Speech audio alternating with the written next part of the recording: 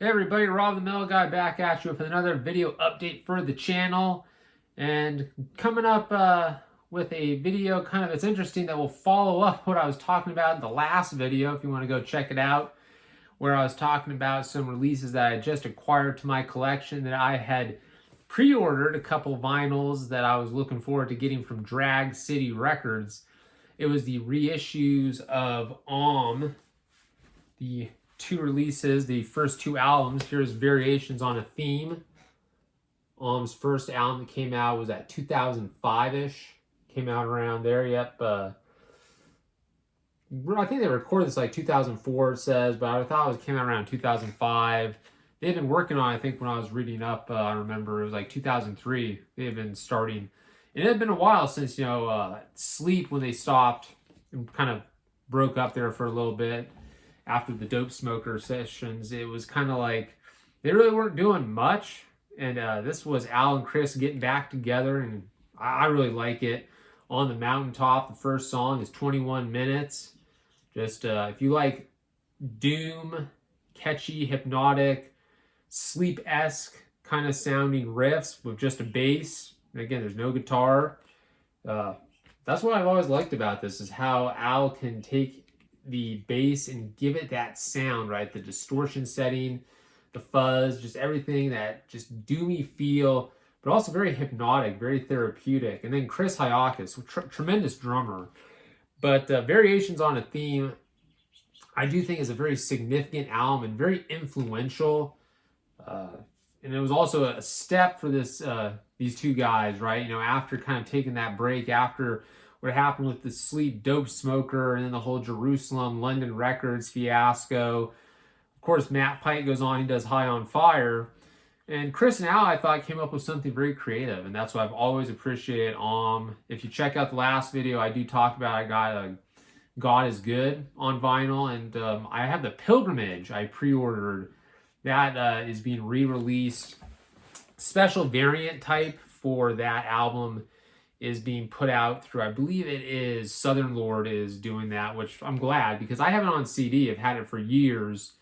That is by far my favorite on release, but I enjoy all their music. I mean, even the later stuff where Chris doesn't play on it, I still think that Al's a very talented composer, player. The stuff he comes up with, it's not overly technical, but there's something about it that just hits you, right? There's a presence, there's a feel. And that's the one thing. Chris Hyakis, as a drummer, he plays with such tremendous feel. And him and Al, just the synchronicity, right? And the synergy that just comes together when they play. That's what, to me, I know a lot of people call this snoozing, boring doom metal, but for me, man, I enjoy it. There's something about it that just hits you. The first time I heard and I also got to give a shout out to Drag City doing this, because they have been out of print, these two albums, on vinyl. The first two album releases. Really cool here. You get the lyrics. Well done packaging. It's just black vinyl, but still really solid. Came out great. Plays great. I was listening to it last week when I got it right away. I think I listened to Conference of the Birds, the second one, like 2 times, like back to back, pretty much.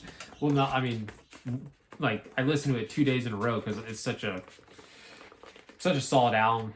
I mean, I can't say which is the better of the two. I'll leave that up to people. I like them both. Like I said, Pilgrimage is by far my favorite album release, without a question, because there's a significance. There's something about it that just hit me. Especially when I was going through like a tough time in college, I always, I turned that album. But Conference of the Birds, yeah, I already hear some guy with his DSI t-shirt and his leather chain jacket, going, there's no heavy album that you can't have a heavy album with birds on it. No, shut up. Who cares if there's swans or there's some birds on the damn album cover? It's a good release. Wham, wham, wham. You can't have demons torturing midgets and upside down crosses on every single album cover, okay? It's just not possible, okay? There's some bands that can do that. You got your Nun Slaughter over here can do that. They can have, Abigail with their crazy album cover. You could have Some bands got some swans in the water. Doesn't matter. Hey, you want to talk about an album cover that's never made sense? Led Zeppelin, the guy carrying a bundle of sticks. Just saying, when we talk about album covers, people complain about certain albums. You want to know the worst album cover? I'm still saying it is Death Heaven, the Hooker album cover. I'm not a huge Death Heaven fan, but I'm really not a fan. I was at a record store and I saw their new album, and it was literally like a hooker and a 12-year-old kid, like a transaction with a girl leaning in the window. I'm thinking, that's definitely not going to sell. If people are buying that, man, I don't know what to do there. But Conference of the Birds, I like this because at Giza, that song's around 15 minutes. There's only 2 songs on this album, too, which I that's why I like it. 2 songs, At Giza, Flight of the Eagle. It's, which is funny because people look at this and go, there's only 2 songs. And I'm like, that's all they need, man. They can take it, come up with some really cool stuff. Catchy sounding bass parts, like At Giza. I love the intro bass. It's just so good. And black vinyl. And then what I like about this, you get the lyrics printed really nice. That's what I like about the drag. These, again, well done. You get the lyrics. You get a chance to own this on vinyl. So all you people that are fans of you don't have this on vinyl, you want to get a hold of this. I'm gonna fight putting it back in the video, so I'll just put that away later. But no, man, I've always liked that At Giza intro part. Here's the Yamaha bass. You can get a look at that. I got this tuned to C right now, but what I liked about At Giza, when he starts it, and it's like this very slow build up, has kind of like this hypnotic feel, right? Mesmerizing feel to it. But it's just like a...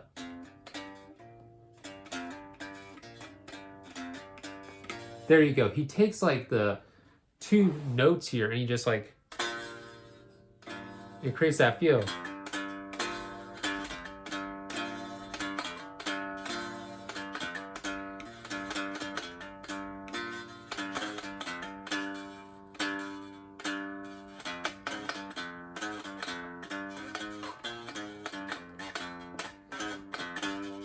I'm not plugged in right now, and I'm trying to base it off of my memory of playing. It's like dun, dun. I just like that dun, dun, dun, dun.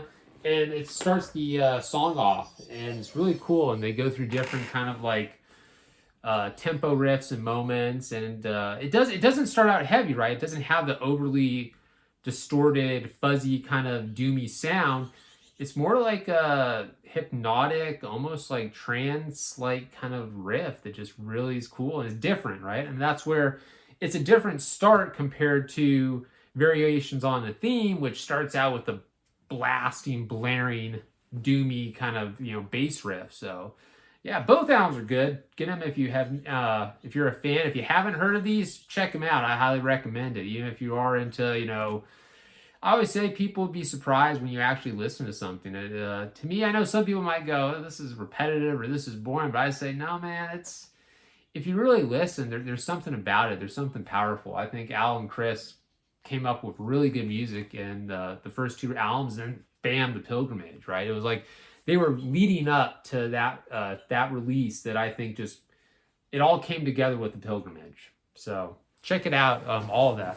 I've talked about it like on the last video. If you want to check that out, I kind of, talked about my, appreciation for the band and some other stuff. Because I also talked about the Sleep box that I have, Dope Smoker on, yeah, that's really cool. I found it, I got that at Discology in Reno, which again, I talked about that in the past video. So, yep. And then the next part of this, I wanted to talk because I got the shirt on, just came in the mail a couple days ago.